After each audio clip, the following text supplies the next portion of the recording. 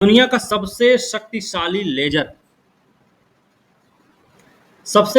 Laser दुनिया का कहां पे? रोमानिया में।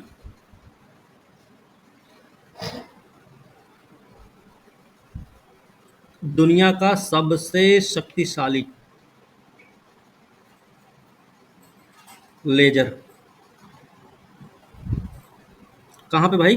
रोमानिया में। रोमानिया की राजधानी क्या है? बुखारेस्ट। बुखारेस्ट।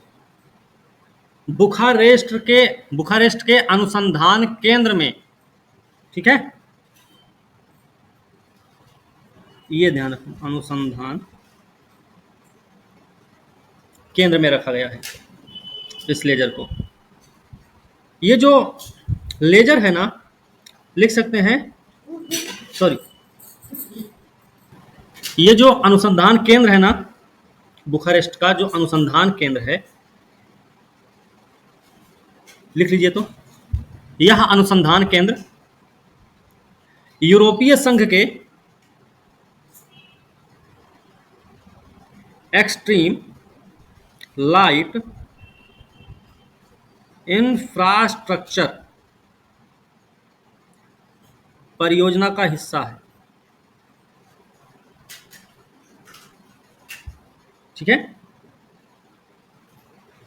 हो गया यहां तक। इस लेजर में किसका यूज किया गया है? लेजर में यूज किसका हुआ है? ये लिख लीजिए, चिरप्ड पल्स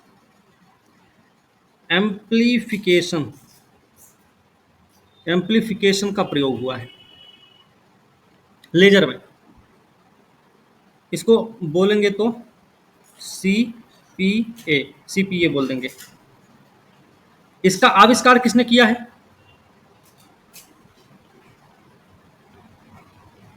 आविष्कारक कौन भाई? एक हैं जेरार्ड मौरो, जो कि फ्रांस के हैं, और दूसरे हैं डोना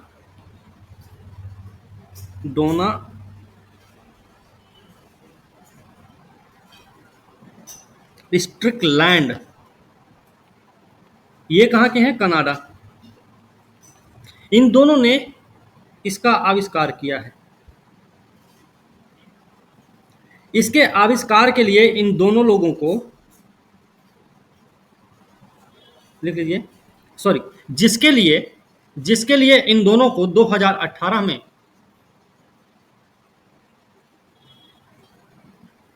भौतिकी का नोबेल पुरस्कार दिया गया। ठीक है, ओके।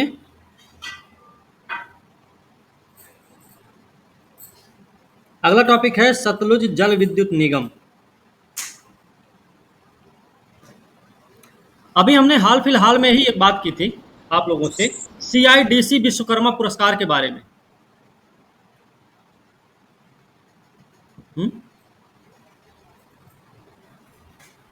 लिख लीजिए, चर्चा में क्यों रहा? सीआईडीसी विश्वकर्मा पुरस्कार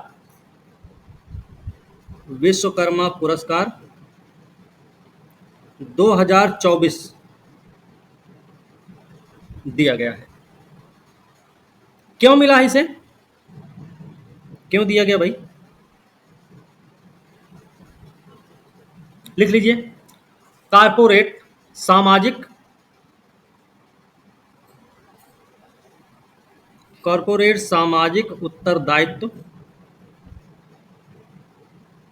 उत्तरदायित्व योगदान के लिए दिया गया है। ठीक है, किसको दिया गया और क्यों दिया गया? दो चीजें क्लियर हुई।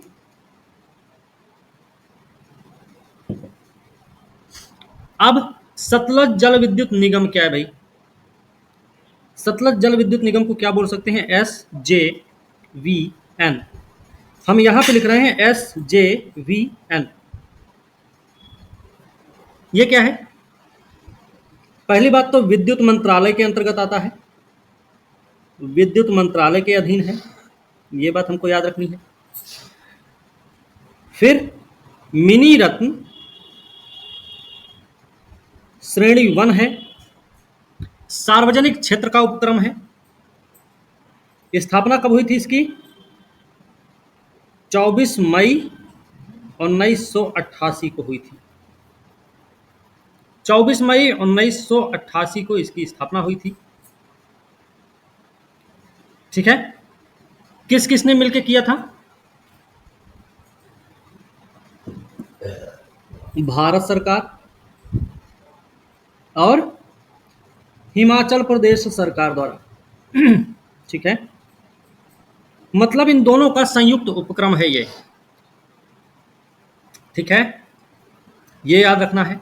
इसके अलावा एक चीज और लिखो, यह हिमाचल प्रदेश में भारत के सबसे बड़े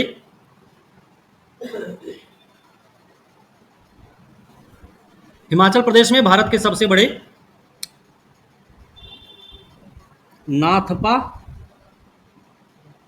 Jhakri hydro power station, bracket में लिख लो 1500 मेगावाट, को संचालित कर रहा है।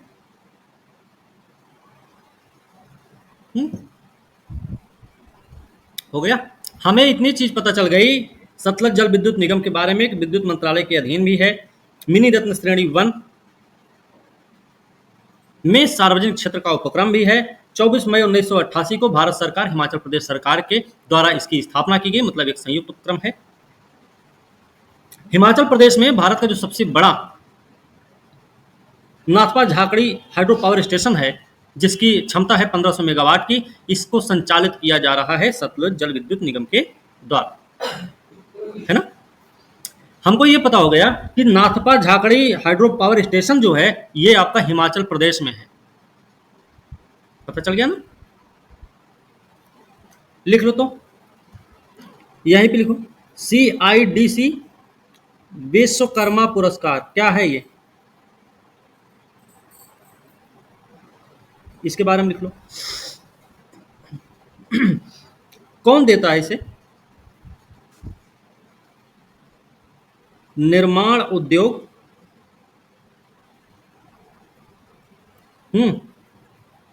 विकास परिषद द्वारा, विकास परिषद द्वारा, है ना। इसका नाम क्या हो गया? CIDC विश्वकर्मा पुरस्कार। क्यों दिया जाता है और किसको दिया जाता है? किसको दिया जाता है ये लिख लो, तो राष्ट्र के विकास और सतत विकास में महत्वपूर्ण योगदान देने वाले कार्यों के लिए सिर्फ व्यक्तियों को मिलता है कि संगठनों को भी दिया जाता होगा? लिखो, संगठन हो ना, गेल जैसे मिले। हाँ, संगठनों और व्यक्तियों को दिया जाता है, मतलब दोनों को मिलता है। संगठन को भी दिया जा सकता है, व्यक्ति को भी दिया जा सकता है। ओके, क्लियर है। ब्रुसेल्स प्रभाव,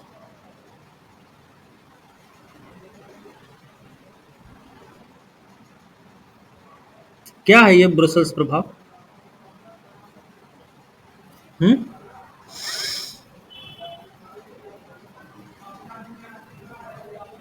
क्या है ये ब्रुसेल्स प्रभाव? ये जो ब्रुसेल्स प्रभाव है ना, ये एक नियामक शक्ति के रूप में यूरोपीय संघ की स्थिति को संदर्भित करता है। आर्टिफिशियल इंटेलिजेंस से संबंधित कुछ है ये, ठीक है, इतना ध्यान रखना जरूर। चर्चा में क्यों रहा है लिखिएगा। यूरोपीय संघ ब्रुसेल्स प्रभाव के माध्यम से, ब्रुसेल्स प्रभाव के रूप में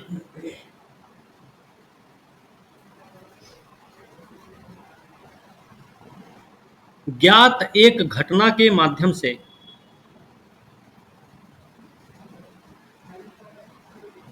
वैश्विक परिदृश्य पर महत्वपूर्ण प्रभाव डालता है।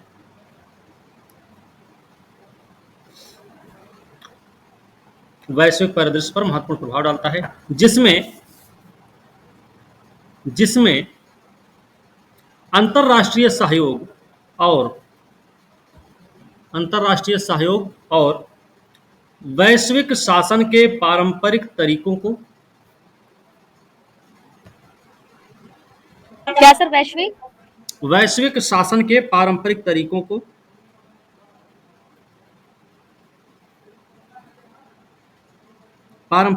को दरकिनार करते हुए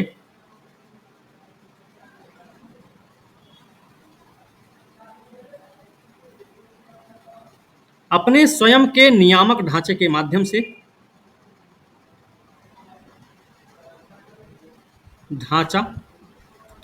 से वैश्विक मानकों को आकार देने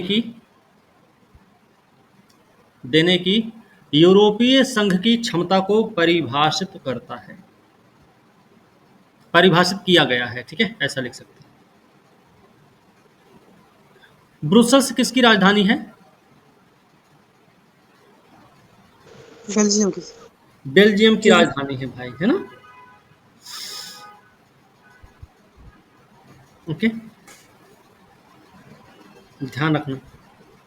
ये क्या है ना, जैसे जो यूरोपीय संघ है एक बहुत बड़ा आंतरिक बाजार भी है। यूरोपीय संघ उस आंतरिक बाजार के लिए एक उच्च स्तरीय मानक निर्धारित करता है, और जो मानक है वो बहुराष्ट्रीय निगमों को अपने वैश्विक परिचालन में इन सभी नियमों का पालन करने के लिए अत्यधिक प्रोत्साहन भी प्रदान करता है।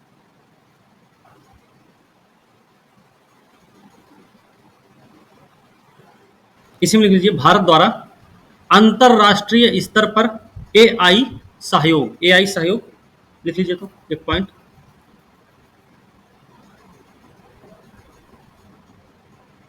लिखिएगा, भारत एआई पर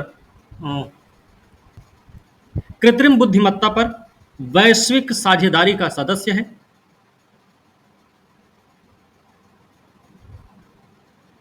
दो हजार तेईस में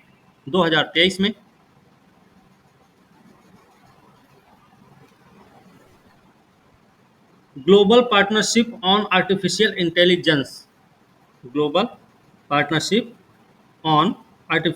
इंटेलिजेंस 2023 में जीपीएआई शिखर सम्मेलन नई दिल्ली में आयोजित किया गया,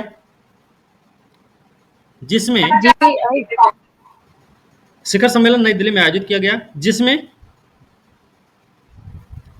जिसमें उत्तरदायी एआई के लिए दिल्ली घोषणा पत्र अपनाया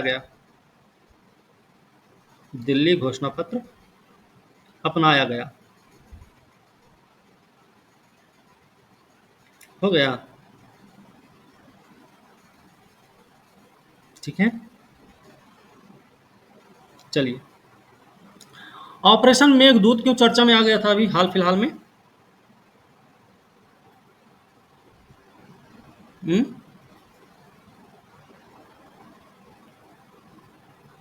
ऑपरेशन मेघदूत चर्चा में क्यों आ गया था भाई? बोलिए ना। ये देखिए, भारतीय सेना द्वारा चलाया गया था, सबको पता होगा, सियाचिन ग्लेशियर में। और सियाचिन ग्लेशियर में क्यों चलाया गया था? पाकिस्तान कब्जा करना चाह रहा था सियाचिन ग्लेशियर में, इसके लिए सरकार ने चलाया था ये वाला ऑपरेशन मेघदूत। पाकिस्तान सियाचिन ग्लेशियर पर कब्जा करने के लिए कौन सा ऑपरेशन चलाया? तो ऑपरेशन था अबाबील। लिख लीजिए तो, भारतीय सेना द्वारा सियाचिन ग्लेशियर को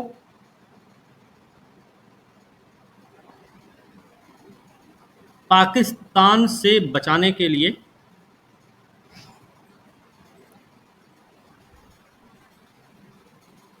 ऑपरेशन मेघदूत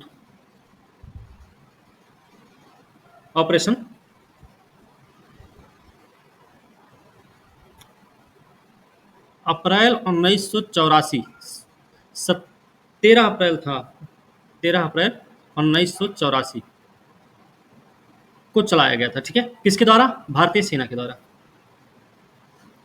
ब्रैकेट में चाहो तो लिख लो सियाचिन पर कब्जा करने के लिए पाकिस्तानी सेना द्वारा ऑपरेशन अबाबिल चलाया गया था। ठीक है, हो गया। पाकिस्तान का क्या था सर? ऑपरेशन अबाबिल, अबाबिल। ठीक है, हो गया। जी सर। बस इतना बहुत है। ठीक है, एक नाम है बजरनी बेनेडिक्टसन। ये कौन भाई? ये आइसलैंड के प्रधानमंत्री हैं भाई, ये ध्यान रखो। आइसलैंड के नए प्रधानमंत्री। सर एक बार इनका नाम रिपीट कर दीजिए ना। ठीक है, आइसलैंड के नए प्रधानमंत्री भाई, ध्यान रखना। इनकी पार्टी का नाम लिख लो। सॉरी, पार्टी कौन सी है इनकी? इनकी पार्टी का नाम लिख लो, इंडिपेंडेंस पार्टी। दी इंडिपेंडेंस, इंडिपेंडेंस पार्टी, इनकी पार्टी का नाम है। इससे पहले ये 2017 में भी आइसलैंड के प्रधानमंत्री थे। 2017 में भी प्रधानमंत्री रह चुके हैं ये। ठीक है, 2017 में भी वहां के प्रधानमंत्री रह चुके हैं। आपको ये बात भी याद रखनी होगी। ठीक है, आइसलैंड की बात करें तो आइसलैंड कहाँ है? आइसलैंड उत्तरी यूरोप में। सर 2017 में कहाँ का रह चुके? आइसलैंड कहाँ पे है भाई? World wide PM. हाँ, लिखिएगा, आइसलैंड कहाँ पे है? उत्तर में है ग्रीनलैंड सागर। ठीक है,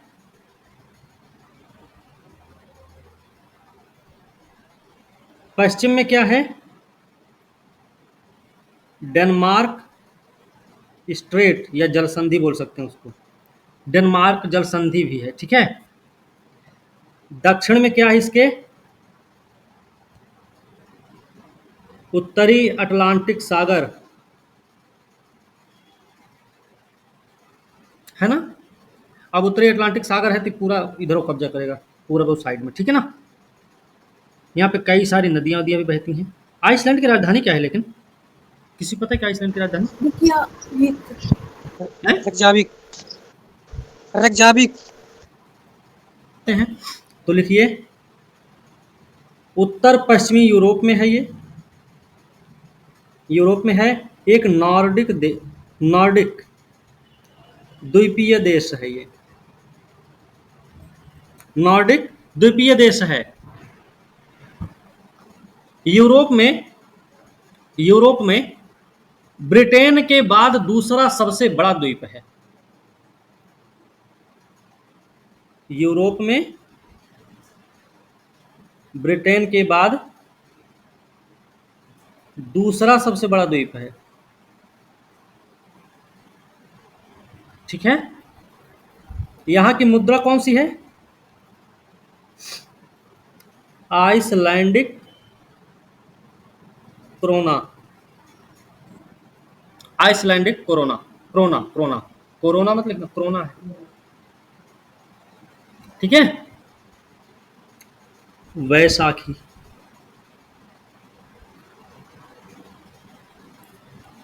लिख लीजिए। 13 अप्रैल को मनाया जाता, हर साल मनाया जाता 13 अप्रैल को। ठीक है, 13 अप्रैल को ही मनाया जाता है। नॉर्मल है, यह तो 13 को मनाया जाएगा या फिर 14 को मनाया जाएगा। 13 अप्रैल या 14 अप्रैल को मनाया जाता है वैसाखी। ठीक है, परंपरा यही रही है इसकी। ठीक है, ये चीज आपको याद रखनी इसमें। क्यों मनाया जाता है भाई? खालसा पंथ की स्थापना की याद में, है ना। खालसा पंथ की स्थापना की याद में मनाया जाता है, लिख लीजिएगा। कब स्थापना हुई थी खालसा पंथ की? 1699 में हुई थी। किसके द्वारा की गई थी भाई? गुरु गोविंद सिंह। गोविंद सिंह द्वारा, सिखों के 10वें और अंतिम गुरु थे ये, है ना। बैसाखी के दिन ही क्या क्या हुआ था? बैसाखी के दिन देखो, गुरु गोविंद सिंह द्वारा खालसा पंथ की स्थापना हुई, और बैसाखी के दिन ही जलियांवाला कांड भी हुआ था, है ना। जलियांवाला कांड भी इसी दिन हुआ था। ये जो त्योहार है क्यों मनाया जाता है इसे? ये त्योहार फसल की कटाई के उत्सव का प्रतीक भी है। फसल की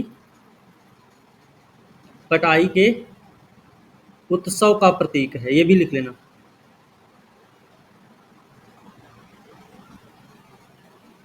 तो इस टाइम कौन सी फसल मतलब कटती है, क्योंकि गेहूं तो गेहूं कटता है ना।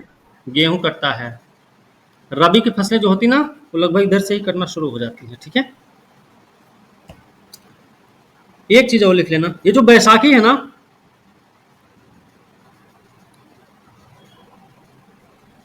सौर मास का पहला दिन होता है। सौर मास का पहला दिन होता है।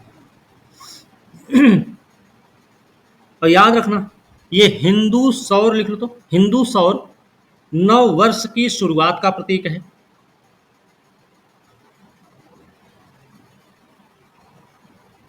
ठीक है, हिंदू सौर नव वर्ष की शुरुआत का प्रतीक है।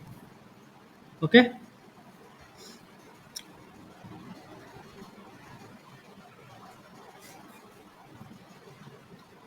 देश के अन्य हिस्सों में भी ये त्योहार मनाया जाता है, ठीक है, नव वर्ष के रूप में। देश के अन्य हिस्सों में इसे लिख लीजिए, तो इसे नव वर्ष के रूप में मनाया जाता है। विभिन्न नामों से नव वर्ष के रूप में मनाया जाता है। शीतल कहाँ मनाया जाता होगा? पोहेला बोसाख, पोहेला बोसाख। बोहाग बिहू तो असम में है। विशु, पुथंडू, पुथंडू, ये हैं देश में जो ये त्योहार मनाया जाता है अन्य नामों से, ये यहाँ सब मनाए जाते हैं, ठीक है ना। ओके, तो शीतल कहाँ मनाया जाता है? पोहेला के बाद क्या लिखे हैं?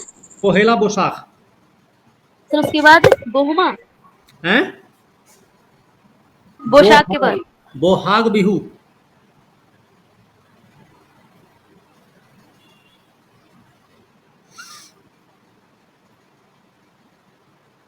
हो गया।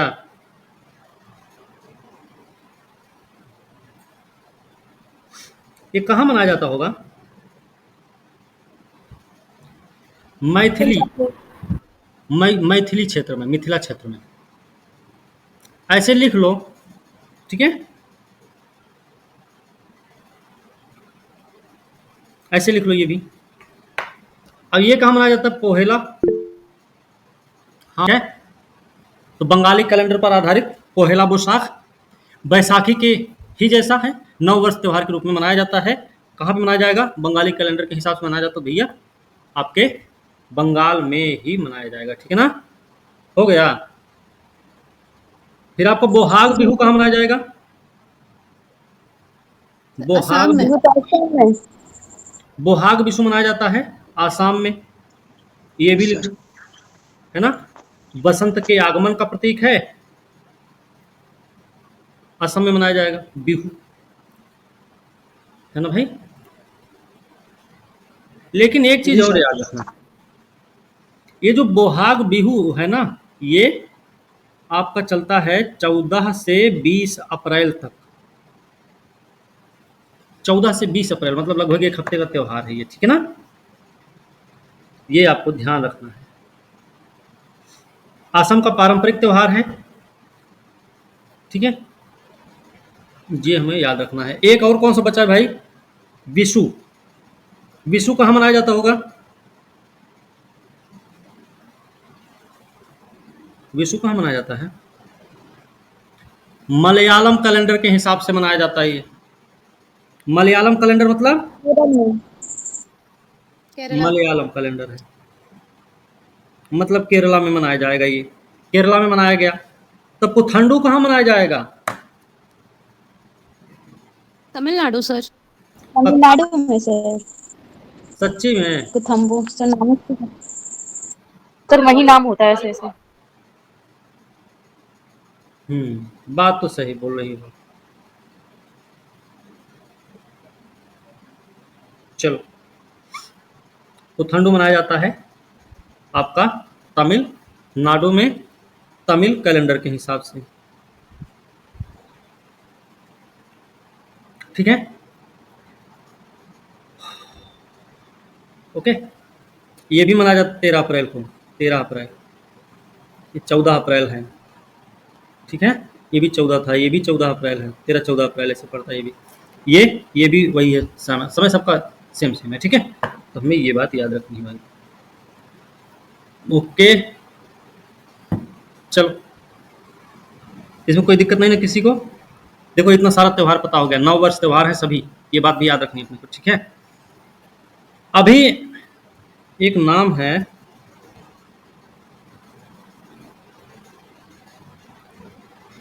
सुशील शर्मा, चर्चा में रहे हैं। क्यों चर्चा में रहे भाई? सतलज जल विद्युत निगम के अध्यक्ष बने हैं और प्रबंध निदेशक भी बनाए गए हैं। मैनेजिंग डायरेक्टर, अध्यक्ष और मैनेजिंग डायरेक्टर बनाए गए हैं, ठीक है। इनके बारे में याद रखना है। इससे पहले हमने आपको, अगला टॉपिक है QS world university ranking.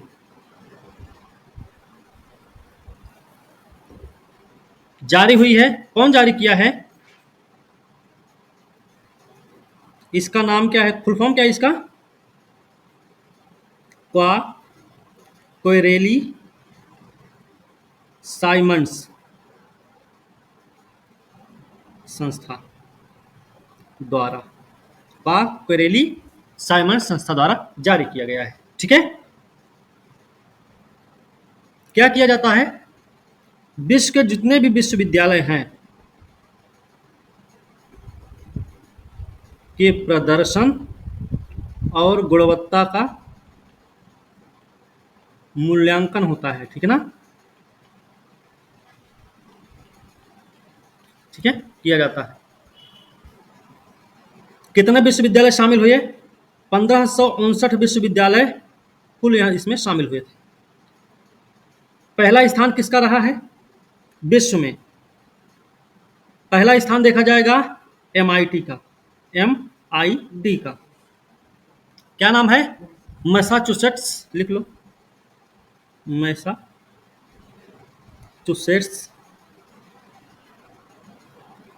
Institute of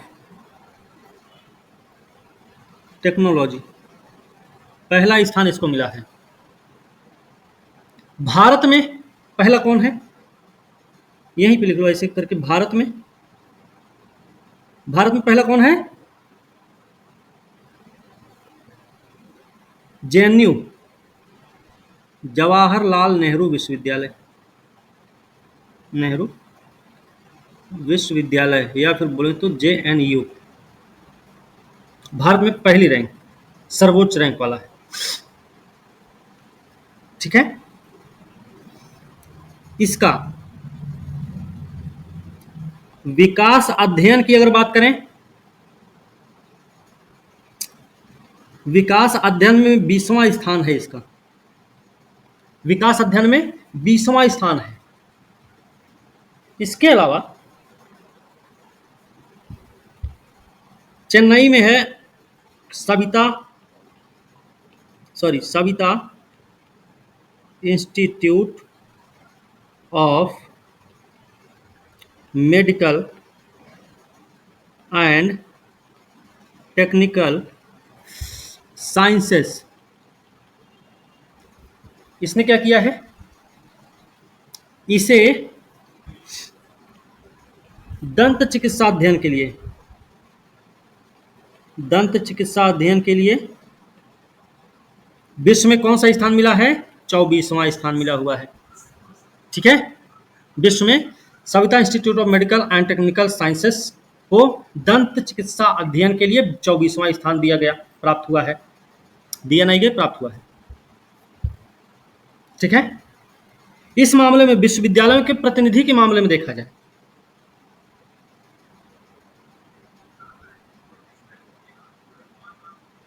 चीन 101 विश्वविद्यालयों के साथ एशिया का सबसे अधिक प्रतिनिधित्व वाला देश है। 101 विश्वविद्यालयों के साथ एशिया का सबसे अधिक प्रतिनिधित्व वाला देश है, और दूसरा नंबर है भारत का। ठीक है, पहला नंबर फर्स्ट है एशिया में भाई। ठीक है, और भारत का दूसरा नंबर है, दूसरा स्थान है भारत का। भारत के कितने विश्वविद्यालय शामिल हुए? 69 विश्वविद्यालय।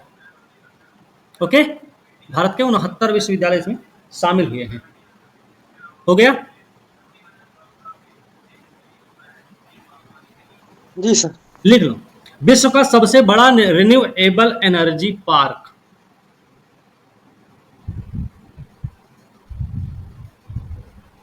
विश्व का सबसे बड़ा रिन्यूएबल एनर्जी पार्क, लिखिएगा। अभी हमने आप लोगों को एक खावड़ा प्लांट के बारे में पढ़ाया था, खावड़ा पावर प्लांट, याद है आप लोगों में से किसी को?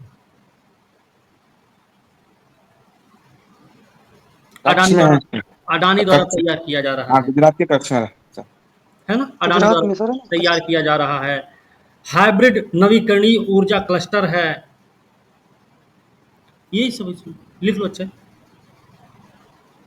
कच्छ में है, कच्छ में भी कहाँ? खावड़ा में। उसमें बहुत सारी चीजें हम लिखवा रखे हैं। ठीक है, अडानी ग्रीन एनर्जी लिमिटेड द्वारा तैयार किया जा रहा सबसे बड़ा विश्व का है। हाँ सर, लिखवाए हैं। हेडिंग यही है। एक चीज लिखिएगा, यह पार्क फ्रांस की राजधानी पेरिस से, यह पार्क फ्रांस की राजधानी पेरिस से लगभग, ठीक है, फ्रांस की राजधानी पेरिस से लगभग 5 गुना बड़ा है। एरिया भी हमने पहले बता रखा है, उसको आप लोग वहां पे जोड़ घटा लेना।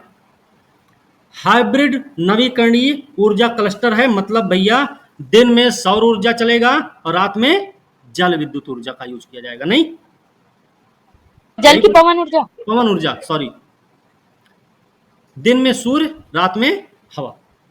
ठीक है, कुल क्षमता इसकी, सर कच्छ के बगल में क्या है? तो सुबह में करेंगे सौर ऊर्जा, रात में होगी पवन ऊर्जा का उत्पादन किया जाएगा। भाई याद रखना है, हाइब्रिड नवीकरणीय ऊर्जा क्लस्टर है। कुल क्षमता कितनी है इसकी? क्षमता लिख लो, कुल क्षमता 30 मेगावाट, सॉरी गीगावाट, कुल क्षमता 30 गीगावाट। ब्रैकेट में लिख सकते हैं सौर ऊर्जा 26 और पवन ऊर्जा 4। ओके, हो गया? ठीक है, लिख आगे लिखिए थोड़ा सा। दिसंबर 2026 तक पूरी तरह बनकर तैयार हो जाएगा। दिसंबर 2026 तक बनकर तैयार हो जाएगा। ठीक है,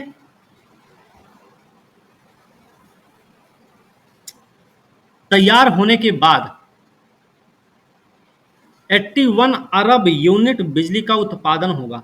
81 अरब यूनिट, पूरी तरह तैयार होने के बाद 81 अरब यूनिट बिजली का उत्पादन होगा। इससे भारत में वार्षिक रूप से लगभग 58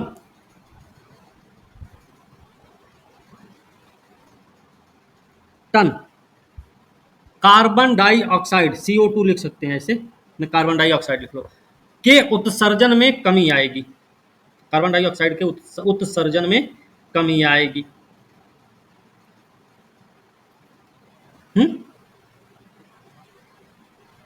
ठीक है भाई।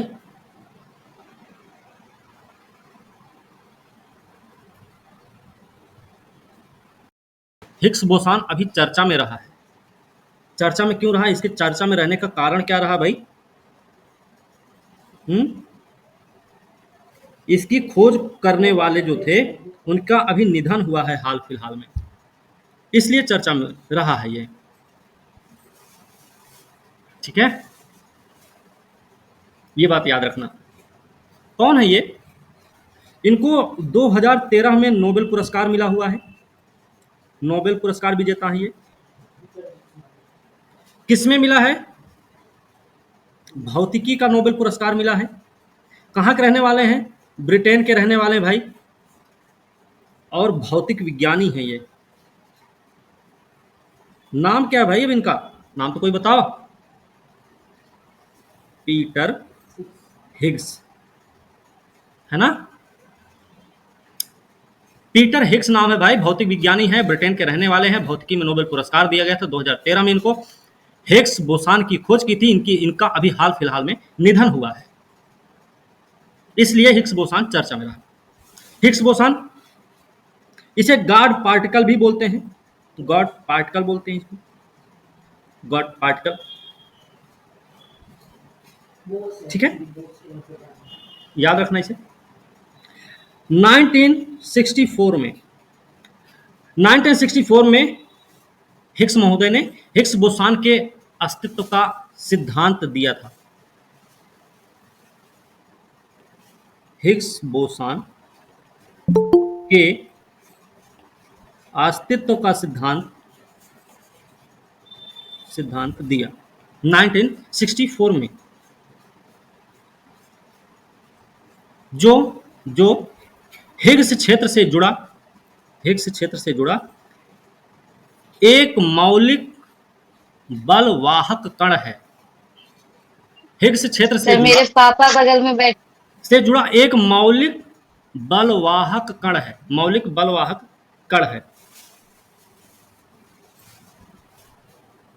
ठीक है, अब हिग्स क्षेत्र की हम बात कर रहे हैं। हमने बोला ना हिग्स क्षेत्र, अभी ये क्या होता है? ये एक क्वांटम क्षेत्र है, क्वांटम क्षेत्र होता है ये। क्या करता होगा ये क्वांटम क्षेत्र? लिखिएगा, जो कणों को द्रव्यमान प्रदान करता है, जो कणों को द्रव्यमान प्रदान करता है और पूरे ब्रह्मांड में मौजूद है, पूरे ब्रह्मांड में मौजूद है। ठीक है सर, जो पूरे ब्रह्मांड में मौजूद है। हाँ,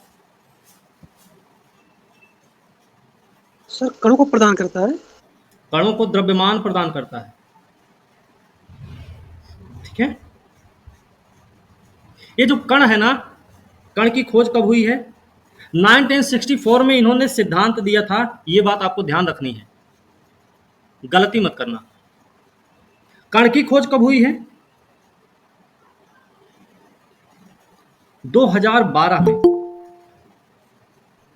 जुलाई का महीना है, 4 तारीख रही है। किसने की थी? लार्ज हैड्रॉन कोलाइडर के शोधकर्ताओं ने।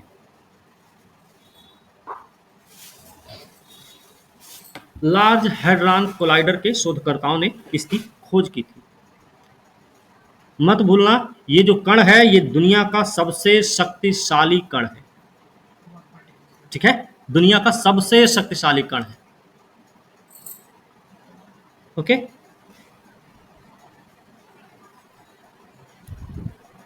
और ये कहां पर स्थित है अभी वर्तमान में? कहां पे आपको मिल जाएगा? लिखिएगा, यह यूरोपीय भौतिकी प्रयोगशाला, नाम सुना होगा, CERN, सर्न, CERN, स्विट्जरलैंड में स्थित है यह कण। यूरोपीय भौतिकी प्रयोगशाला CERN स्विट्जरलैंड में स्थित है।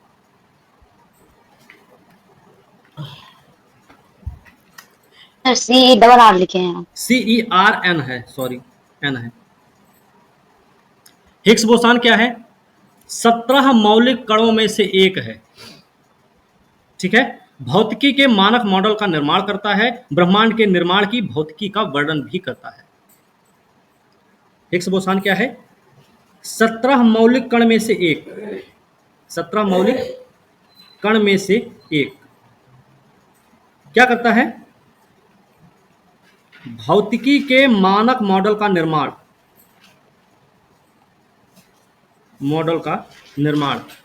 तो भाई 17 मौलिक कणों में से, उन 17 मौलिक कणों में से एक है आपका हिग्स बोसान, जो भौतिकी के मानक मॉडल का निर्माण करता है और ब्रह्मांड के निर्माण की भौतिकी का वर्णन भी करता है। ठीक है, हिग्स बोसान के गुणों को विस्तार से मापना क्या है? कण भौतिकी और ब्रह्मांड विज्ञान में कई रहस्यों की खोज के लिए यह महत्वपूर्ण होता है। हिग्स बोसान का जो कण होता है ना, ये ब्रह्मांड की कई सारी जानकारियों को इकट्ठा करने में बड़ा सहायक होता है, क्योंकि इनके द्रव्यमान की भिन्नता से लेकर ब्रह्मांड के भविष्य तक की सारी जानकारी इसमें आपको मिल जाएगी। हिग्स क्षेत्र में यह कण एक तरंग के रूप में काम करता है, एक तरंग के रूप में काम करता है और अपने कंपन के संदर्भ में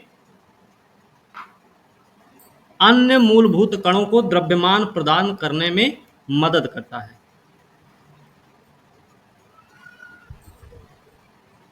सर अन्य के बाद क्या हुआ? अन्य मूलभूत कणों को द्रव्यमान प्रदान करने में मदद करता है। थोड़ा सा इसका काम बता दीजिए। CERN के अनुसार, CERN ये जो संस्था है, CERN लिखना, के अनुसार इस कण का द्रव्यमान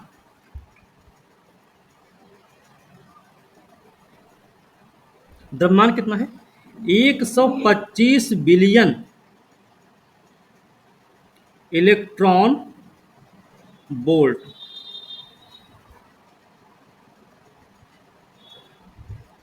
मतलब प्रोटॉन से 130 गुना अधिक, 130 गुना अधिक है। एक लाइन और, बोसान के नाम से जाने जाने वाले उपपरमाणविक कणों का नाम भारतीय भौतिक विज्ञानी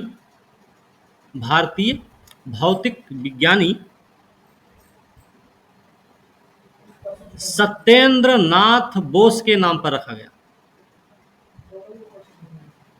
ठीक है, पीटर हिग्स, सत्येंद्र नाथ बोस, इन दोनों ने मिलकर इसकी खोज की थी, इसलिए नाम रखा गया हिग्स बोसॉन। ठीक है भैया, ध्यान रखना इसको।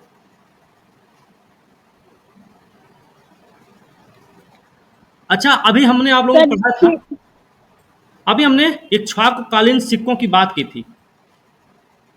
इसी में हमने एक नाम और लिया था, फणिगिरी का नाम लिया था हमने। ये क्यों फेमस है भाई? फणिगिरी क्यों फेमस है? फणिगिरी में एक बौद्ध स्थल मिला हुआ है, इसी इक्ष्वाकुकालीन सिक्कों से संबंधित मामला यह रहा है। और ये कहाँ पे है? सांप के फन जैसा एक पहाड़ है, इसलिए इसको फणिगिरी कहते हैं। आपको ये बात याद रखनी है।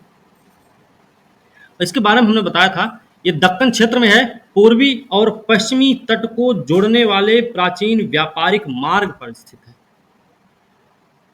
दक्षिणा पथ पर स्थित है। ये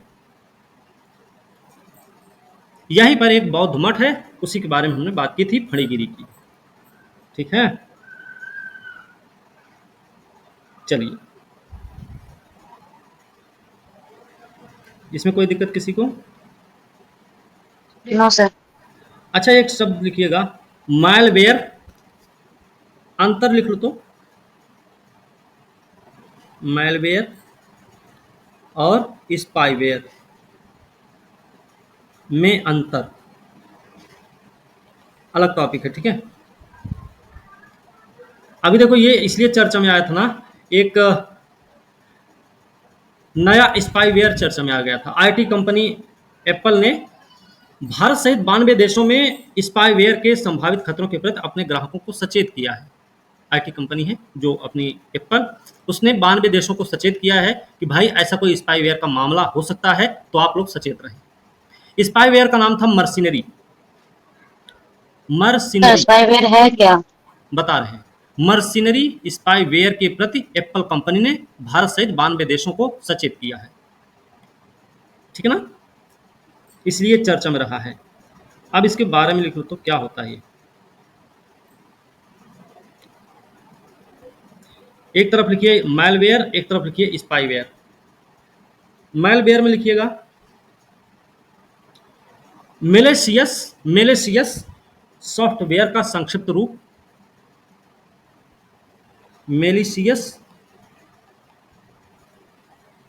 सॉफ्टवेयर का संक्षिप्त रूप।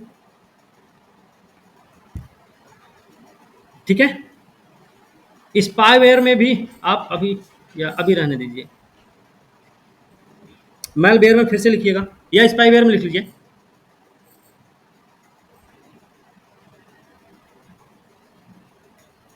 मालवेयर का ही एक प्रकार है।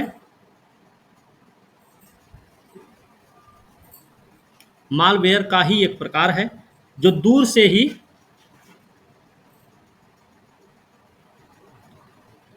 की निगरानी या नियंत्रण कर सकता है। मालवेयर के बारे में लिखना, मालवेयर के बारे में लिखना फिर से। इसमें हानिकारक प्रोग्राम की एक विस्तृत श्रृंखला शामिल है।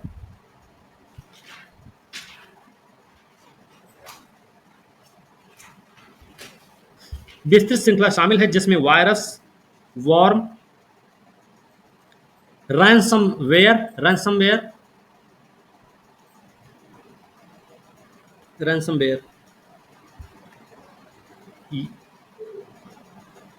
शामिल हो सकते हैं। ये क्या करता है, स्पाईवेयर क्या करता है लिखना। इसका उपयोग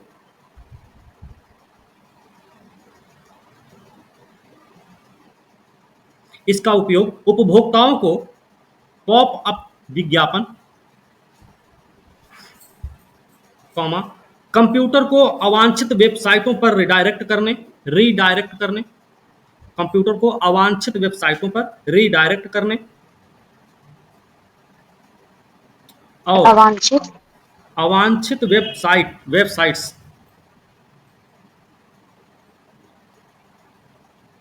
वेबसाइटों पर रीडायरेक्ट करने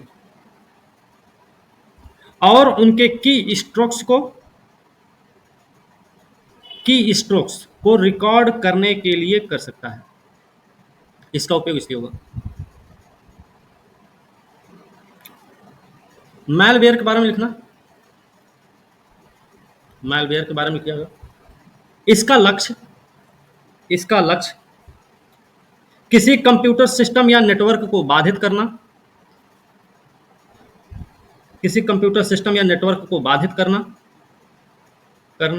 क्षति पहुंचाना या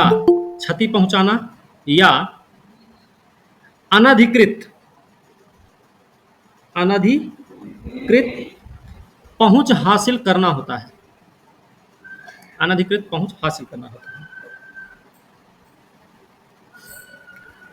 स्पाईवेयर का क्या प्रोग्राम है भाई, लिखिएगा स्पाईवेयर के बारे में। लिखिएगा इसका लक्ष्य अक्सर विज्ञापन उद्देश्य को पूरा करने और चोरी करने के लिए डाटा इकट्ठा करना होता है।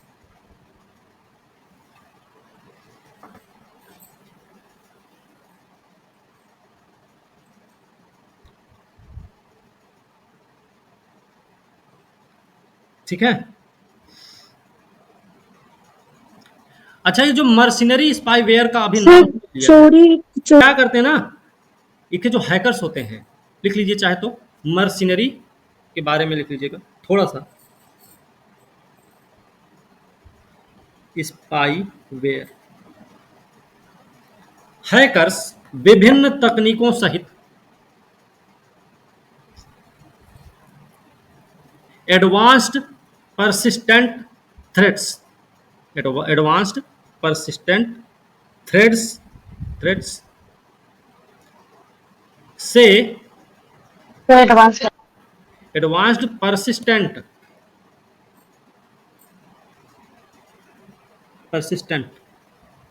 थ्रेट्स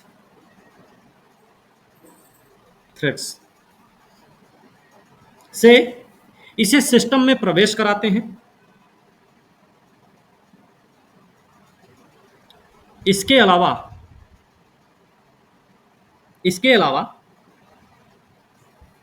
सिस्टम तक पहुंच प्राप्त करने के लिए जीरो डे वल्नरेबिलिटी या zero click attack, zero day vulnerability या जीरो क्लिक अटैक का प्रयोग करते हैं।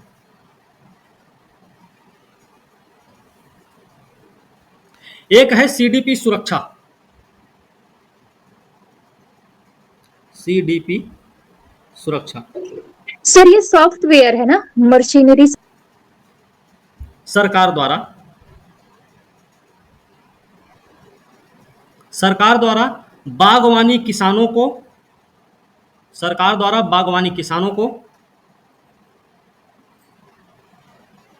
सब्सिडी देने के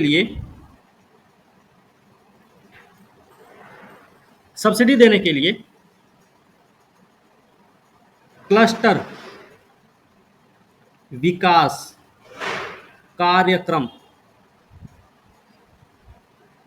के तहत नए डिजिटल प्लेटफॉर्म की घोषणा की है।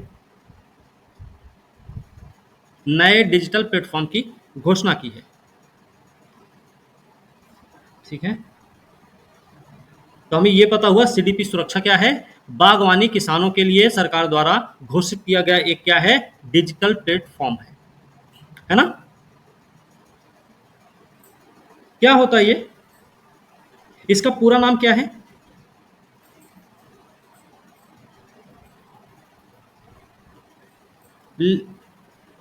पूरा नाम है cluster development program, system for unified resource allocation knowledge and secure horticulture assistance. लिखना है, लिख लो। अब लिखो क्लस्टर विकास कार्यक्रम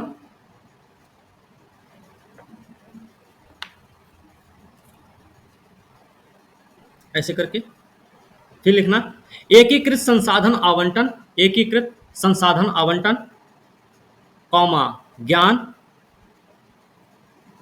ज्ञान और सुरक्षित बागवानी सहायता के लिए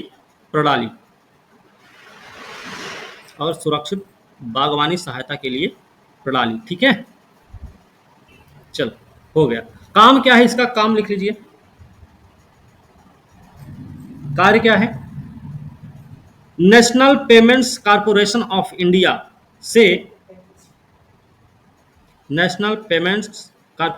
इंडिया से ई रूपी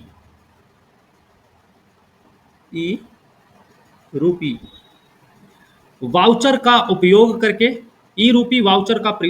करके किसानों को उनके बैंक खाते में तुरंत सब्सिडी प्रदान करना।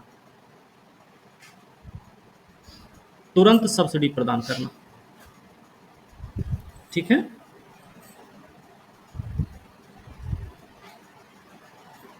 उद्देश्य क्या है?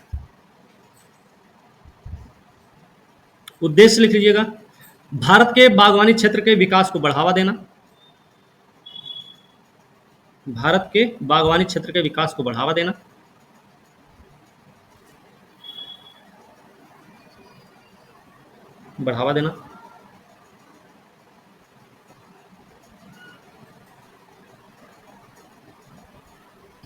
एक बात याद रखना है, जो बागवानी है ना, ये बागवानी जो कृषि है सकल मूल्यवर्धन में 1/3 का योगदान देती है। बागवानी कृषि 1/3 का। दूसरा पॉइंट लिखिएगा, इसकी विशेषता लिख लीजिए, छोड़िए विशेषता लिखिएगा। तो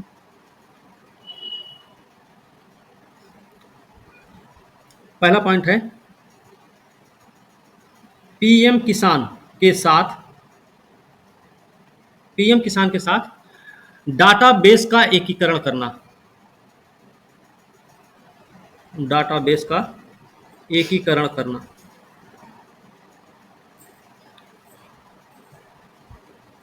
दूसरा क्या है विशेषता? एनआईसी से क्लाउड आधारित सर्वर स्पेस।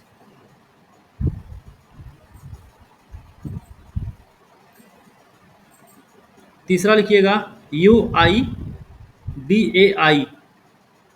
सत्यापन, इसके द्वारा सत्यापित है।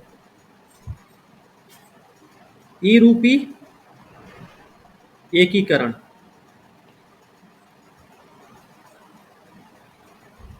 स्थानीय सरकार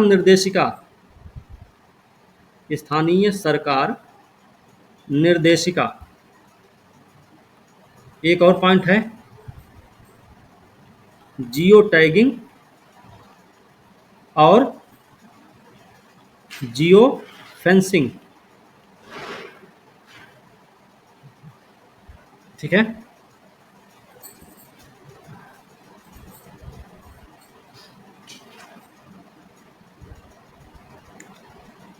अभी क्या हुआ ना, एक जगह है सुल्तान बथेरी आपके केरल में पड़ता है। सुल्तान बथेरी का नाम चेंज करने की बात चल रही थी। ठीक है, नाम उसका रखना है गणपति वट्टम। ठीक है, सुल्तान बथेरी हाल ही में चर्चा में रहा है। ये कहाँ से संबंधित है, किस राज्य में है, तो आपको पता होना चाहिए। ये आपके केरल में संबंधित है, वायनाड जिले में है स्थित। इसका नाम बदलना है, नाम रखना है भैया गणपति वट्टम। ठीक है, बस इससे ज़्यादा नहीं याद रखना है। यहाँ पर एक मंदिर है, ठीक है, और उस मंदिर का नाम है गणपति वट्टम। ठीक है, उसी मंदिर के नाम पर ही इस जगह का पूरा नाम ही रखना था, रखने की बात चल रही। ठीक है, ओके, बस बाकी कुछ नहीं। अच्छा, ये मुरिया जनजाति कहाँ पाई जाती है? सर झारखंड। लिख लीजिएगा अच्छा। तो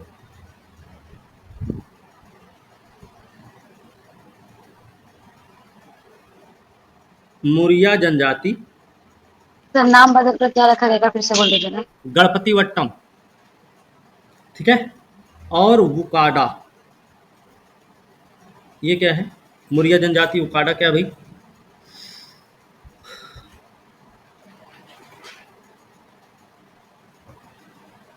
अभी क्या हुआ ना, मुरिया जनजाति चर्चा में इसलिए रही है, कुछ अभी संघर्ष का मामला निकला है। कहाँ पे? वामपंथी और राज्य प्रायोजित एक है सलवा जुडूम और वामपंथियों के बीच में संघर्ष हुआ, जिसकी वजह से मुरिया जनजाति क्या की है, यहाँ से बड़ी संख्या में पलायन कर गई है। कहाँ से पलायन की है? दंडकारण्य क्षेत्र से पलायन की है। कहाँ पे की है भाई? सर बुकाडा क्या है? आरक्षित क्षेत्र में जाकर।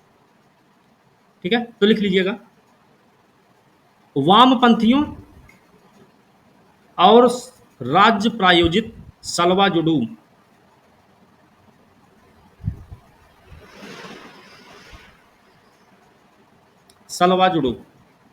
के बीच संघर्ष के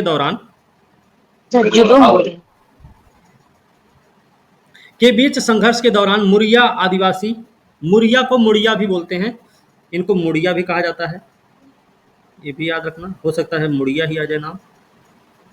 आदिवासी छत्तीसगढ़ के दंडकारण्य से निकलकर या पलायन कर आंध्र प्रदेश के आरक्षित जंगल में बस गए।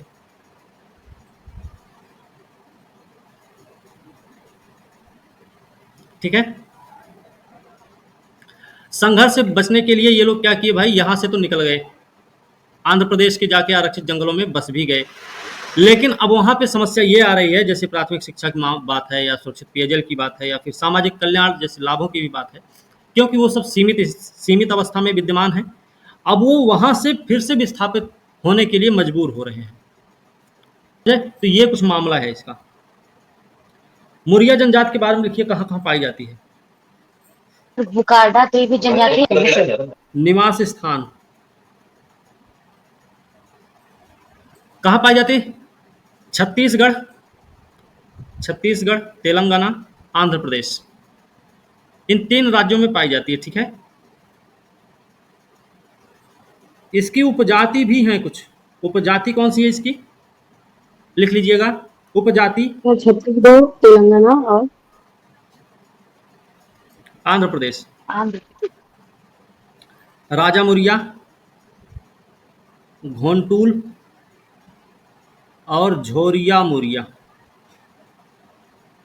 ये उपजाति हैं इनकी। ठीक भाई, ये आपको पता होना चाहिए। हो सकता है कि प्रश्न में कुछ ऐसा भी पूछ लिया जाए। घोंटूल शब्द हाल ही में चर्चा में रहा है, किससे संबंधित है, तो आपको पता रहेगा कि ये मुरिया जनजाति के एक उपजाति समूह है, तो आप लिख सकते हैं, है ना। या राजा मुरिया, झोरिया मुरिया, दोनों तो मिले जुले हैं, लेकिन घोंटूल एक अलग सा दिख रहा है।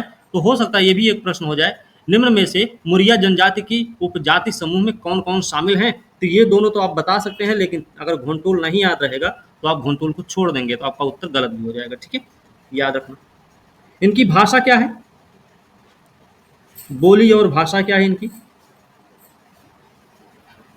गोड़ी और हलबी। बा से बकरी है, याद रखना, हलबी बोल रहे हैं। ठीक है,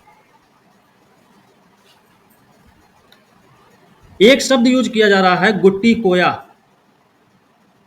गुट्टी कोया, ये क्या है फिर, लिख लीजिए तो गुट्टी कोया के बारे में। छत्तीसगढ़ से विस्थापित मुरिया बस्तियों के लिए आंध्र प्रदेश की मूल जनजातियों द्वारा संबोधन में प्रयुक्त शब्द।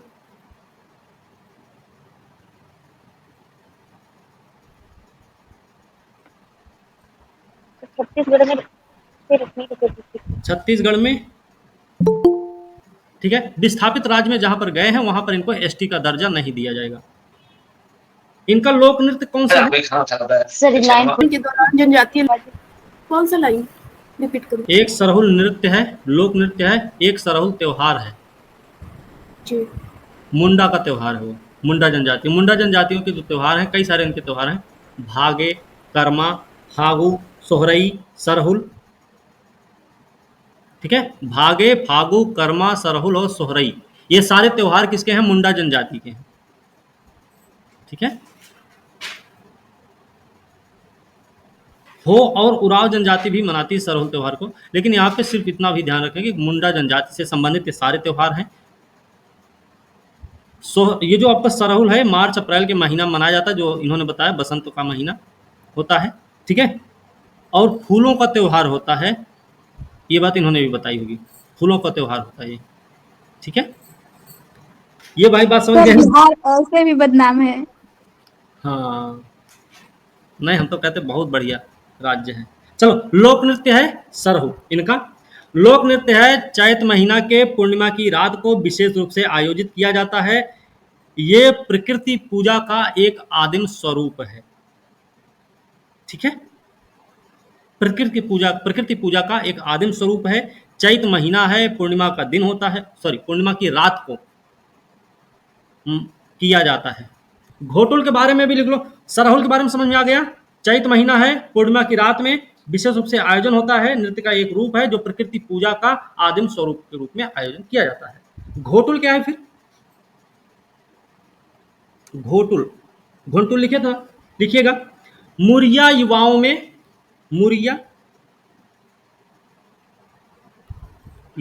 में उनकी कामुकता को समझने के उद्देश्य से एक वातावरण तैयार करने के लिए एक वातावरण तैयार करने के लिए कम्यून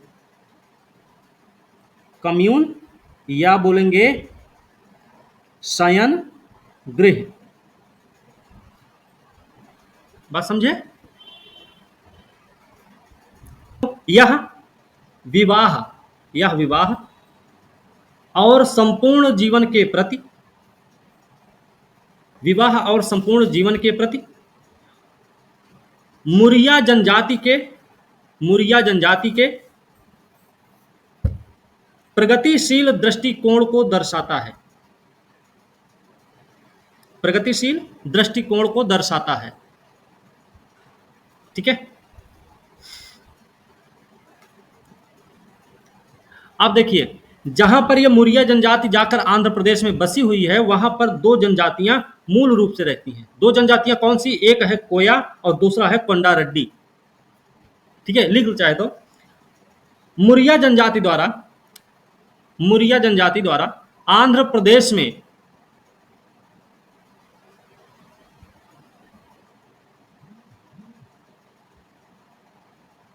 जहां बस्ती बनाई गई, वहां मूल रूप से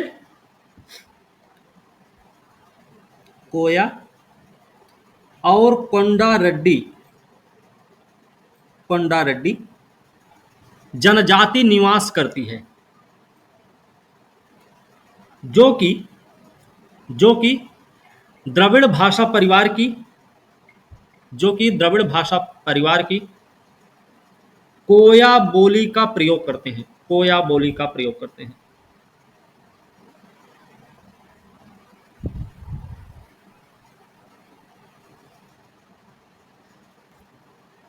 ठीक है। सर कौन कोया सी बोली बोली सर?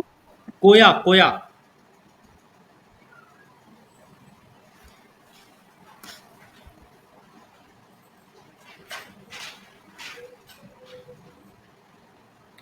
सलवा जुडूम का भी प्रयोग किए हैं शब्द का, और हमने यहां पे प्रयोग किया है वुकाडा का भी।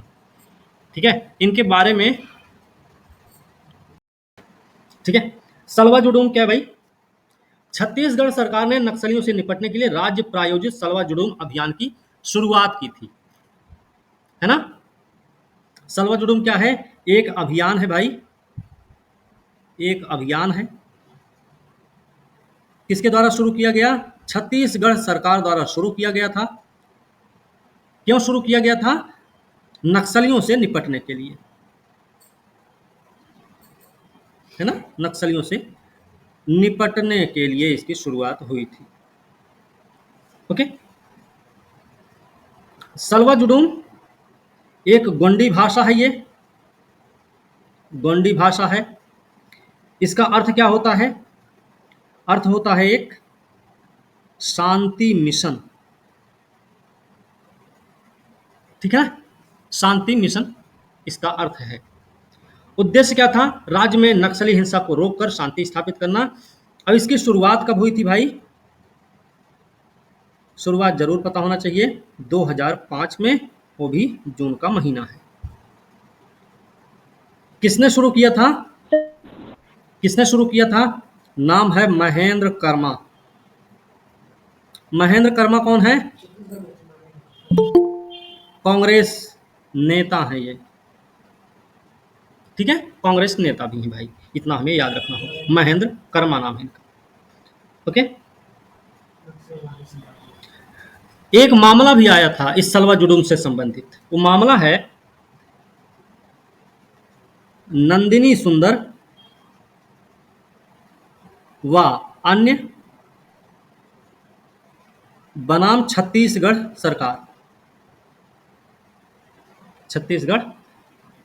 राज्य। ठीक है, कब आया था ये मामला? 2011 में आया था।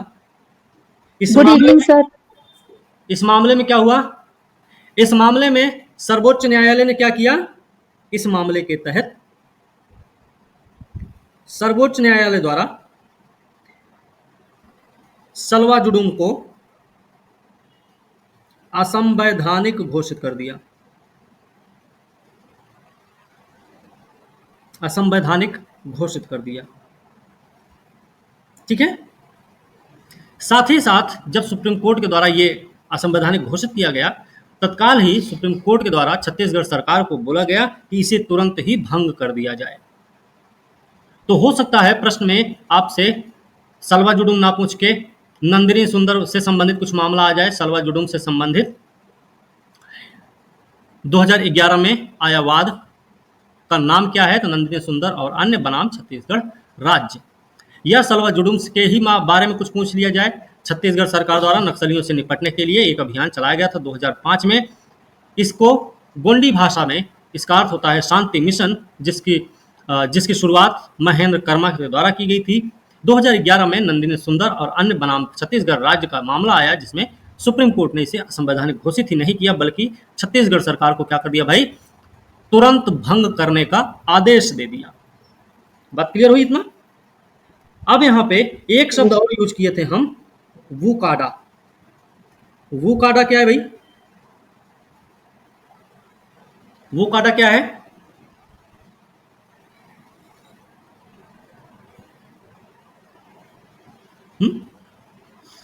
मुरिया जाति की एक परंपरा, मुरिया जनजाति की एक परंपरा ऐसी है कि जब कोई बच्चा पैदा होता है ना, तो उसका पिता एक बांस का पालना बुनता है।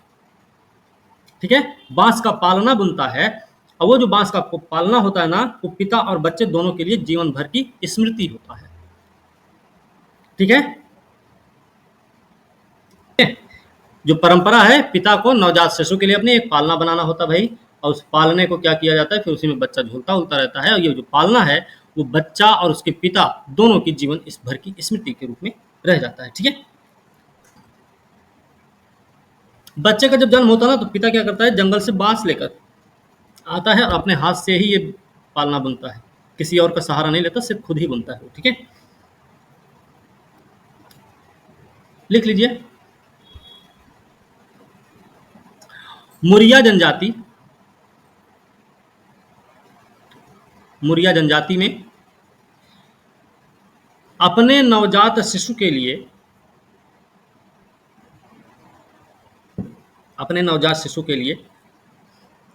पिता द्वारा बनाया गया बांस का पालना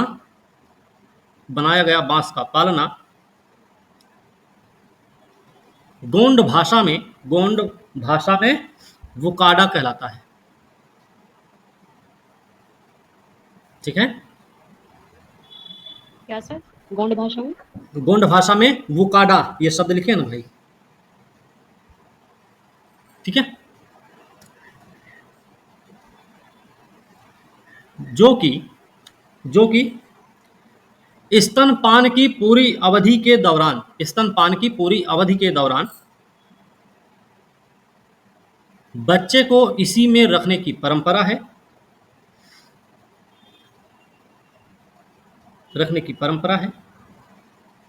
और कहा जाता है ना कि बच्चा जैसे जैसे बड़ा होता जाता है, उसका उस पालने के साथ एक संबंध भी स्थापित होता चला जाता है। लिख लीजिएगा, लैंगिक विभेद के बिना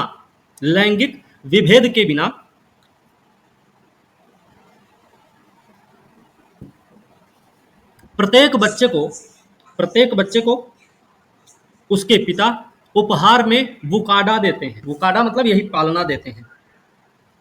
मतलब वहां पे ये नहीं कि बेटा होगा तभी पालना बनेगा, बिटिया होगी तब भी पालना बनेगा ही बनेगा।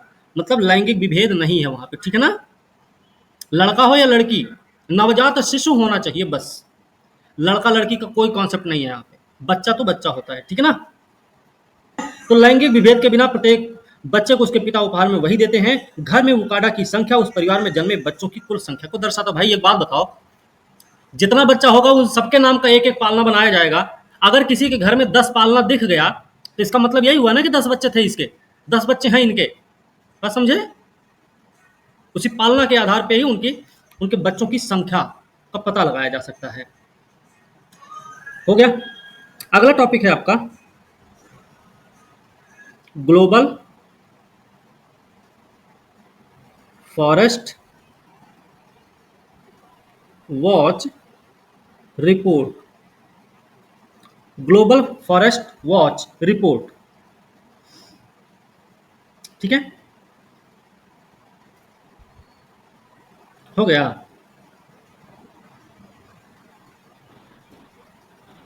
किसने इसको निकाला है?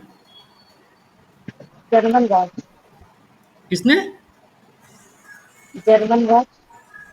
ग्लोबल फॉरेस्ट वॉच खुद में एक संस्था भी है, ठीक है।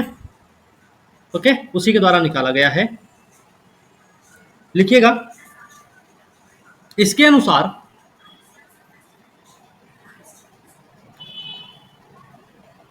2000 के बाद, इसके अनुसार भारत में 2000 के बाद 2.33 मिलियन हेक्टेयर वृक्ष क्षेत्र कम हुआ है। इस रिपोर्ट में ऐसा बताया गया है। मतलब ऐसा बोलें तो 6% की कमी हुई है, इस अवधि में 6% की कमी हुई है, ठीक है। अब लिखिएगा इसी में, ग्लोबल फॉरेस्ट वॉच, ये क्या है? लिखिएगा, उपग्रह डाटा और अन्य स्रोतों का उपयोग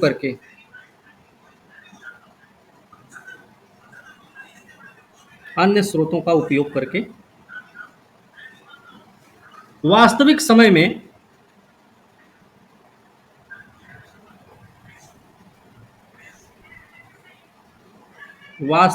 में वन परिवर्तनों पर नजर रखता है,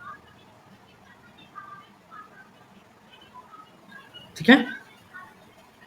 स्थापना कब हुई है इसकी? स्थापना लिख लीजिए 1997 में। किसके द्वारा की गई? वर्ल्ड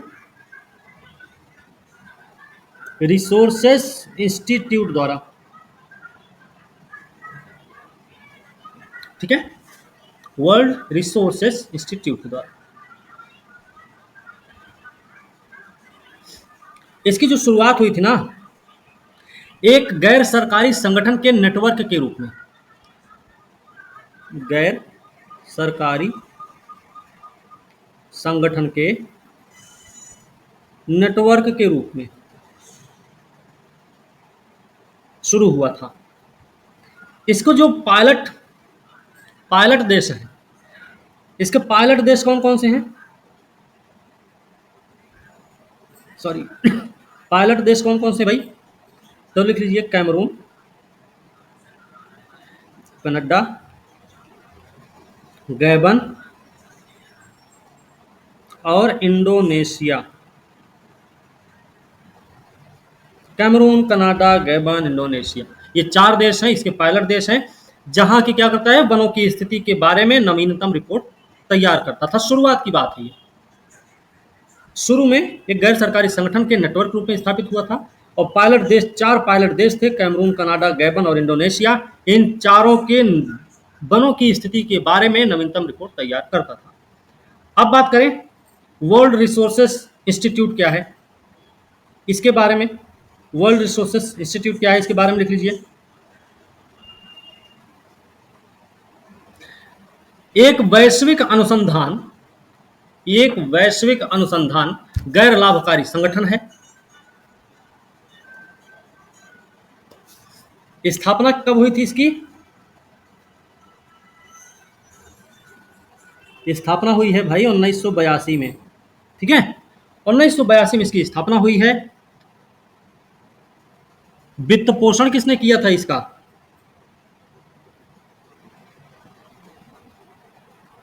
लिख लीजिए, जॉन डी और कैथरीन टी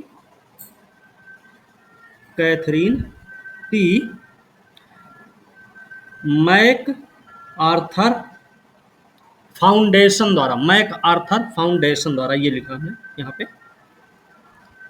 ठीक है, मैक आर्थर फाउंडेशन द्वारा इसका वित्त पोषण किया गया। मुख्यालय कहाँ है? हेडक्वार्टर कहाँ है? वाशिंगटन डीसी में, ठीक है, वाशिंगटन डीसी में इसका मुख्यालय है। इसके 6 क्षेत्र हैं। 6 क्षेत्र कौन कौन से हैं ये लिख लो आप लोग। 6 क्षेत्र कौन से हैं? भोजन, भोजन, वन, जल, भोजन, वन, जल, ऊर्जा, शहर और जलवायु। ठीक है, इसके 6 क्षेत्र हैं। ठीक है, रिपोर्ट में बताया गया है कि 2002 से 2023 के बीच में भारत में करीब 4,14,000 हेक्टेयर आर्द्र प्राथमिक वन नष्ट हो गए हैं, मतलब 4.1% वन नष्ट हुए हैं, जो इसी अवधि में कुल वृक्षावरण के 18% के बराबर है। फिर बता रहे हैं कि 2001 से 2022 के बीच में भारत में जंगलों से एक साल में 51 मिलियन टन कार्बन डाइऑक्साइड के बराबर उत्सर्जन भी हुआ है। 2001 से 2022 के बीच में 141 मिलियन टन कार्बन डाइऑक्साइड को सिंक किया, मतलब 51 मिलियन टन उत्सर्जन हुआ है, 141 million ton carbon dioxide sink किया गया है। मतलब प्रतिवर्ष 89.9 मिलियन टन कार्बन डाइऑक्साइड के बराबर शुद्ध कार्बन सिंक का प्रतिनिधित्व करता है। ठीक है, ओके।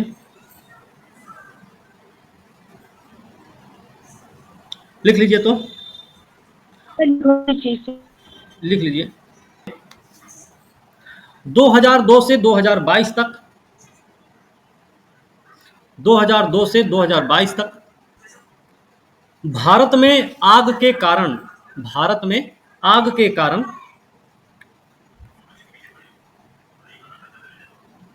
35,900 हेक्टेयर वृक्ष का नुकसान हुआ।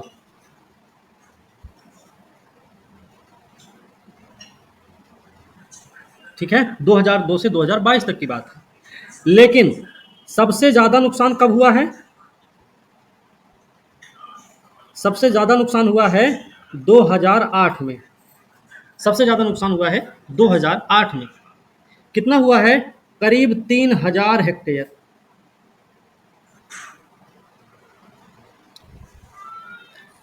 अब नुकसान की दर सबसे अधिक कहां पे है? लिख लीजिए, 2001 से 2022 तक, 2001 से 2022 तक आग के कारण पेड़ों के नुकसान की दर ओडिशा में सबसे अधिक है। ओडिशा में सबसे अधिक है। उसके बाद अरुणाचल प्रदेश, नागालैंड, आसाम और मेघालय का स्थान आता है। ठीक है ना? हो गया?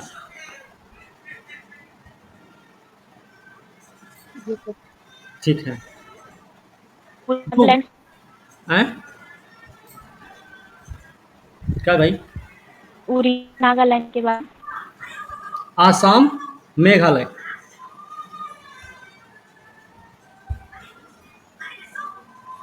जो जंगल होते हैं ना, कार्बन के लिए स्रोत का भी काम करते हैं और सिंक का भी काम करते हैं। ये बात हमको पता होनी चाहिए, है ना? वन खड़े रहें या फिर दोबारा उगते हैं तो हवा से कार्बन डाइऑक्साइड को हटाते हैं, और काटे जाते हैं या फिर खराब जब होते हैं तो कार्बन डाइऑक्साइड को उत्सर्जित करते हैं। मतलब खड़े रहेंगे या दोबारा निकल आए तो हवा से कार्बन डाइऑक्साइड का सफाया करेंगे, कार्बन सिंक करेंगे, और अगर सूख गए या काट दिए गए तो क्या करेंगे भाई?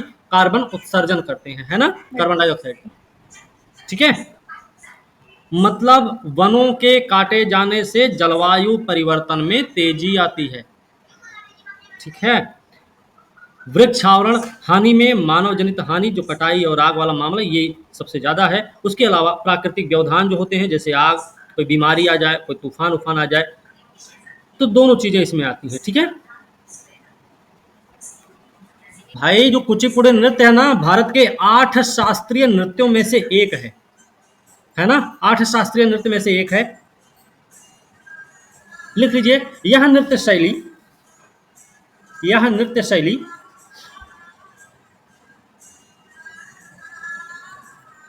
यह नृत्य शैली लोकप्रिय नाट्य कला, लोकप्रिय नाट्य कला कुचिपुड़ी यक्षगान से उभरी है, जिसका नाम आंध्र प्रदेश के कुचिपुड़ी गांव के नाम पर रखा गया है। कुचिपुड़ी गांव में ही इसको जन्म स्थान माना जाता है, कुचिपुड़ी गांव को ही। ठीक है, इसको व्यवस्थित किसने किया है, लिखिएगा फिर। 17वीं शताब्दी में रहने वाले 17वीं शताब्दी में रहने वाले लिखिएगा, 17वीं शताब्दी में नारायण तीर्थ के शिष्य सिद्धेंद्र योगी,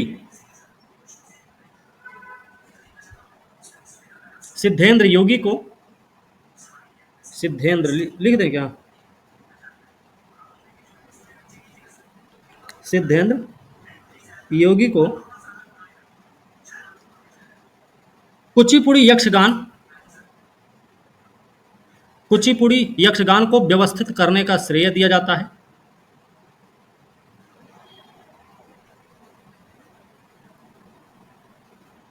ठीक है, जिसका विकास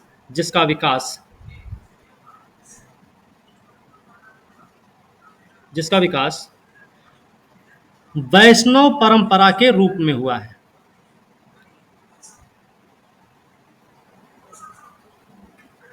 ठीक है, जो कि भागवत मेला से सबसे अधिक निकटता से संबंधित है।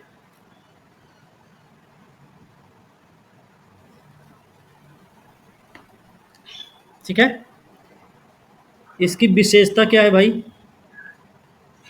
विशेषता लिखिएगा, इसकी 3 श्रेणियां होती हैं। ठीक है, 3 श्रेणियां हैं, एक एक करके लिखिएगा। एक तो है नृत्ता, जिसको हम बोलते हैं निरूथम बोलते हैं, ऐसे करके लिखिएगा फिर इसके बारे में। तो तकनीकी प्रदर्शन है,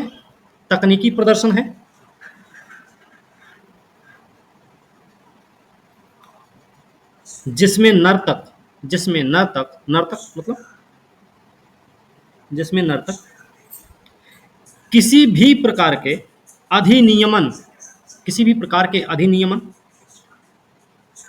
या व्याख्यात्मक पहलुओं के बिना गति रूप पैटर्न सीमा और लयबद्ध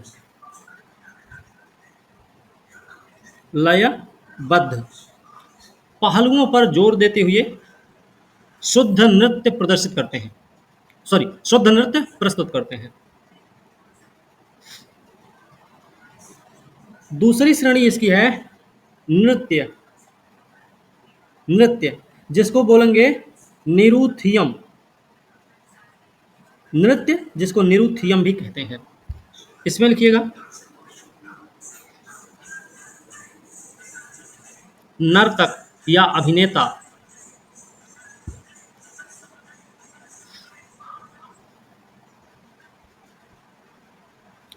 अभिनेता आध्यात्मिक विषयों पर भगवान कृष्ण से संबंधित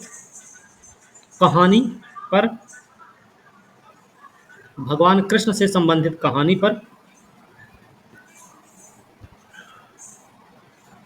अभिव्यंजक हाव भाव और संगीतमय स्वरों के साथ शारीरिक गतिविधियों के माध्यम से शारीरिक गतिविधियों के माध्यम से सामंजस्य बिठाकर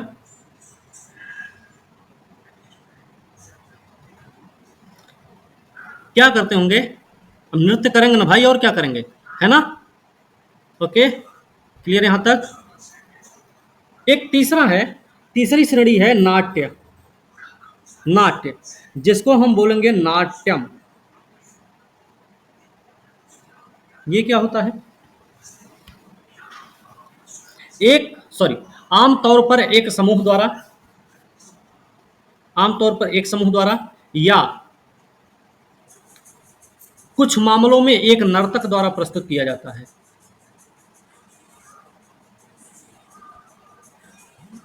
ठीक है? जो नाटक के विशिष्ट पात्रों के लिए शारीरिक गतिविधियों को बनाए रखता है।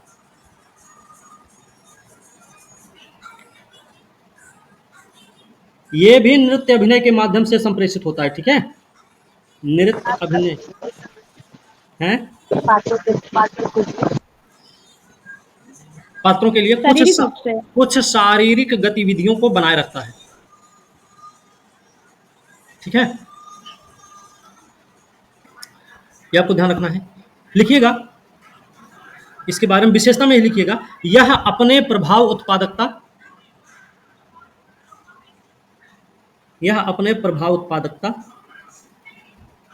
त्वरित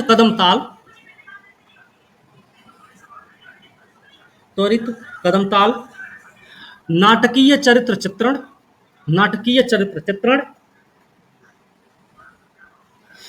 अभिव्यंजक नयन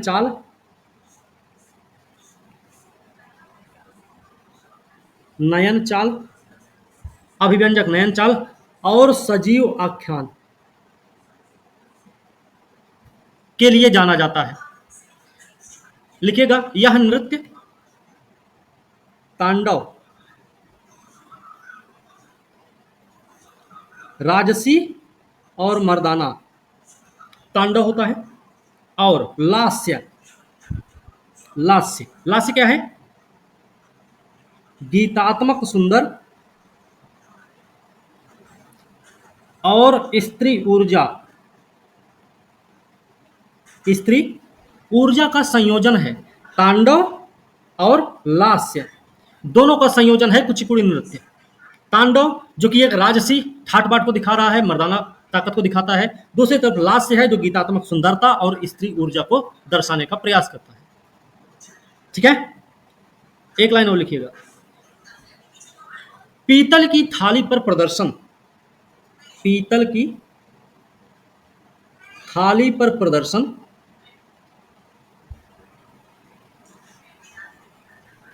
और कर्नाटक संगीत की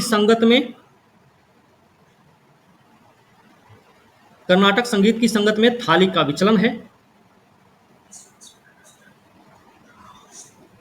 जिसे तरंगम कहा जाता है।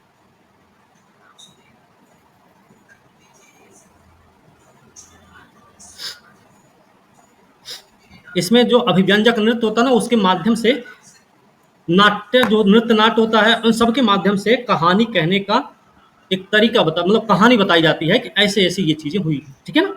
हमने आपको बोला कोई गाना नहीं गाता है, कोई इसमें मुंह से कुछ बोलता नहीं, कोई बस उनके पैर, हाथ, आंख, मुंह ये सब चलते रहते हैं, वो किसी न किसी भाव को व्यक्त करते रहते हैं।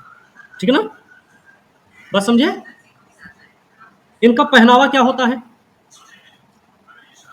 पहनावा लिख सकते हैं हम लोग,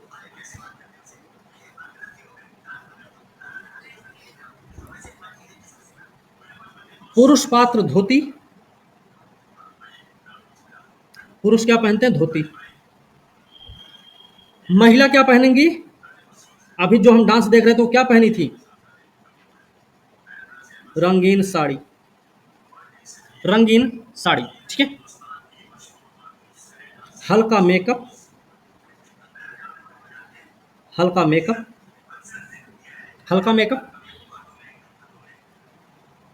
और रकुड़ी क्या है? ब्रैकेट में लिख लेना, सिर का आभूषण। रकुड़ी देखा था ना, यहाँ पे जो टाइप का लगा था ऊपर, जो उन्होंने अपने बाल पे सजा रखा था वो सब। सिर पर क्या है? चंद्रवांकी, बाह का बैंड है, कसना सारा इसका हार है, रकुड़ी जो है क्या है? सिर का आभूषण है। ये सब इनके आभूषण होते हैं। आगे लिखिएगा घुंघरू। घुंघरू का मतलब होता है, घुंघरू आप लोगों ने देखा है कि नहीं? घुंघरू टखने पर लपेटा जाता है, टखनों, दोनों टखने पर लपेटा जाएगा। घुंघरू टखनों पर लपेटा जाता है, जो शानदार फुटवर्क करते समय लयबद्ध ध्वनि उत्पन्न होती है। अगला पॉइंट लिखिएगा बाल करीने से गुथे हुए, करीने से गुथे हुए, फूलों से सुशोभित, फूलों से सुशोभित, सुशोभित, त्रिभुवन शैली, त्रिभुवन शैली में बनाए जाते हैं, बनाए जाते हैं। मतलब ये तीनों लोगों को दर्शाते हैं। ठीक है,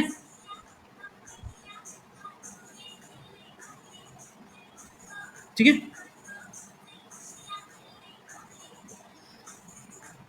कभी कभार क्या होता है, अगर कोई विशेष प्रोग्राम, विशेष पात्र है, विशेष नाटक है, उस समय विशेष आभूषण पहने जाते हैं, विशेष वेशभूषा पहनी जाती है और प्रॉप्स का उपयोग होता है उस समय। ठीक है, विशेष पात्र, विशेष नाटक के लिए, विशेष पात्र, विशेष नाटक के लिए। अगला पॉइंट लिख लीजिएगा विशेष पात्र, विशेष नाटक के लिए विशेष वेशभूषा, वेशभूषा और प्रॉप्स। प्रॉप्स क्या भाई? मोर पंख वाला मुकुट, मोर पंख वाला मुकुट, ठीक है, का उपयोग किया जाता है। ओके, वाद्य यंत्र कौन कौन से हैं इसके?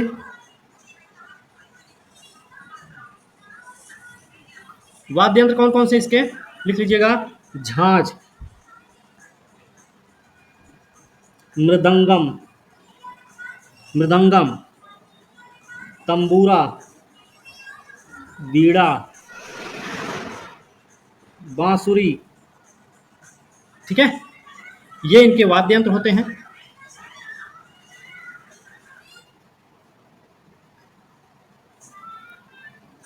प्रतिपादक के रूप में लिख लेना नाम कुछ। रागिनी देवी की बेटी, क्या नाम है? इंद्राणी वाजपेयी। इनको बोलते हैं इंद्राणी रहमान भी बोलते हैं, इंद्राणी रहमान भी बोलते हैं। यामिनी कृष्णमूर्ति, यामिनी कृष्णमूर्ति। ठीक है,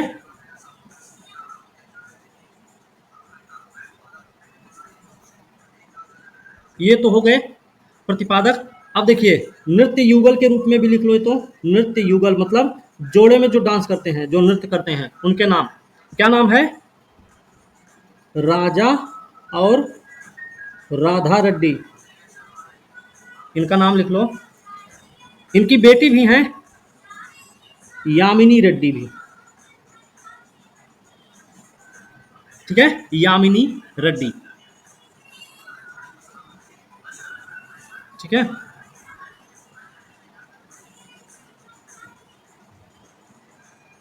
हो गया। ठीक है, अगला टॉपिक लिखिएगा करीबा झील।